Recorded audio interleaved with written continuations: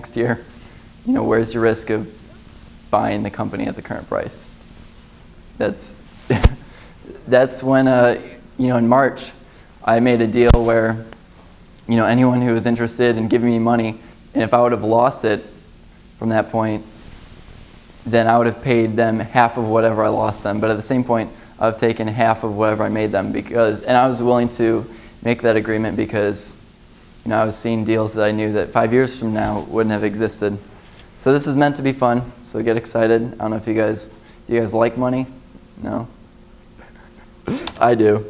So the goal is 12 weeks, same time. I can only talk so long, so I can only come up with good material because I'm doing other things. We'll script. All right, so step one, you need to believe in yourself. You need to believe that you can beat the market. If you don't believe in yourself, then it can't really help you because you probably won't help yourself. Question everything. If you want to blindly believe what others tell you, that's great, but this class is not for you. I don't believe in the efficient market hypothesis. I don't believe in witch hunts. One of the things I've noticed is you get more excitement out of anticipating something that's going to happen as opposed to it actually happening. And this is why people go to casinos and lose a lot of money, because the thought of winning a lot is, really, really a great thing, but the probability of them actually winning isn't that good. And Mazen just got back from Ireland, but I just flew back from Hawaii and I stopped in Vegas. And one of the things that interests me about Vegas, especially in the airport, is you've never heard of anyone making it big in the airport. And yet there's still people, tapping those machines, trying to make it big in the airport. But until I actually hear of someone making it big in the airport, I'm not going to gamble. So yeah, reading tea leaves will also help you beat the market. A polar bear club is, where a bunch of people jump in icy waters. I believe that's in Canada. So, and then Lamb Club is Lost $1 Million Club. It's an underground club. I know a few people that are members. And yeah, I don't really like technical analysis either. So you have incentives, and you should ask, what are the incentives of the people that you're dealing with? For psychics, it's to get paid and to convince you that they know what they're talking about. For analysts, it is to continue having a job and to give forecasts. They don't. My belief is that if an analyst really knew what he was saying, he wouldn't be an analyst, but he would be making more money outside of his jobs that, and that's what I intend to do.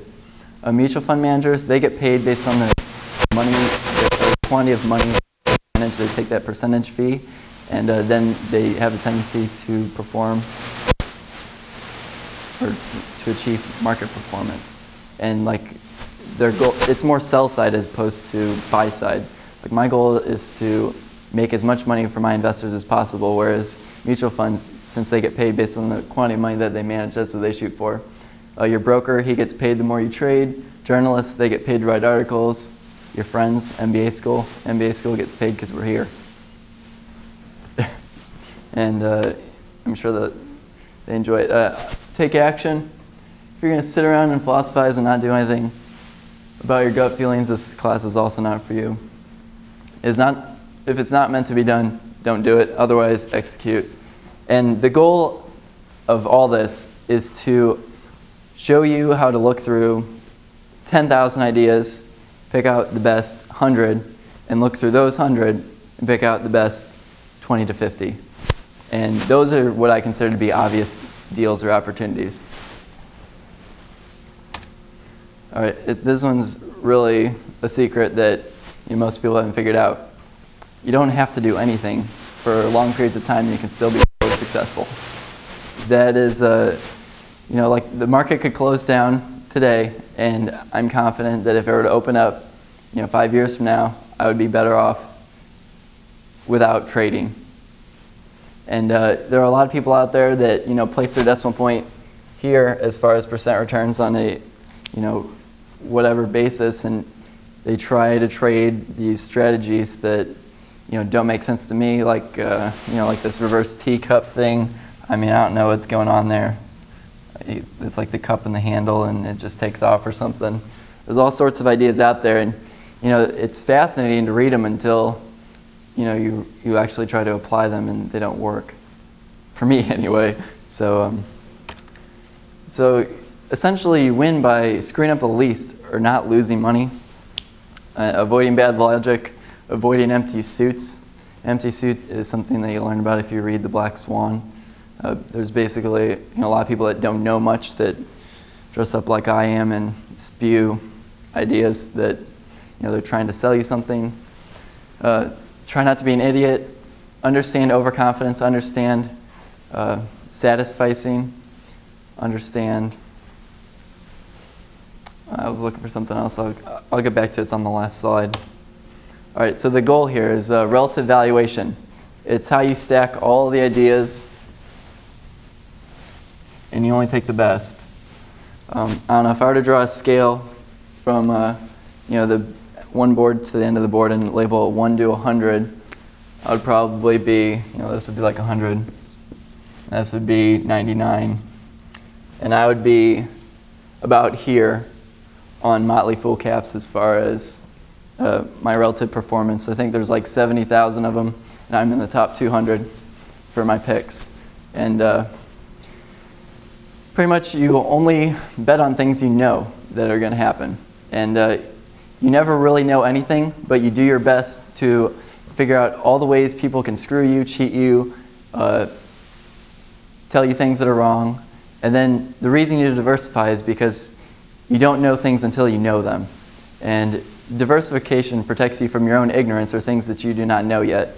And that's why I diversify, because I realize that I'm imperfect and that not only am I imperfect, but the information and the inputs that I get are imperfect.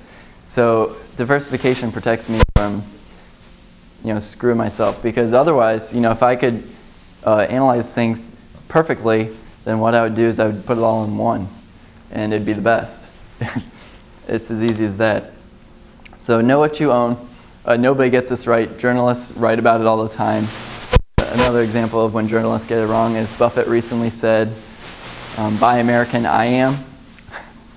I think that was titled to be flashy, but people missed the big picture. I think the big picture was, if you have the relative opportunities, relative valuation, as I discussed earlier, of U.S. Treasuries and U.S. stocks. U.S. Treasuries were overpriced. I covered this in one of my articles. He was selling his U.S. Treasuries to buy U.S. stocks.